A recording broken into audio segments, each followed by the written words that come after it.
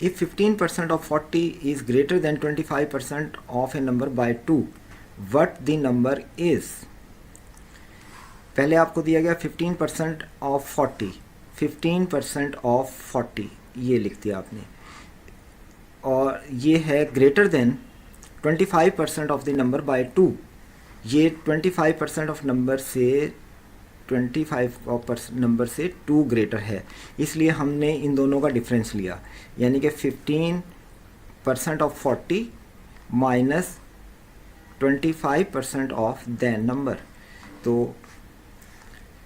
हमने कहा 15% of 40 minus 25% of x, ये दोनों जो उसने स्टेटमेंट्स दिए हैं कि 14% ऑफ 40 इज़ ग्रेटर देन, कितना ग्रेटर है 25%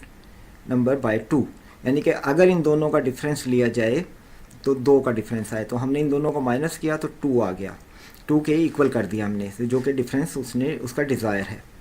अब हम इसे सॉल्व करते हैं तो 15/100 मल्टीप्लाइड बाय 40 और ये हो गया 25/100 मल्टीप्लाइड बाय x, जो कि मालूम करना है, इज इक्वल टू 2। तो यहाँ से हम सॉल्व करते हैं तो 6 माइनस एक्स बाय 4, क्योंकि जब आप इसका 15% ऑफ 40 लेते हैं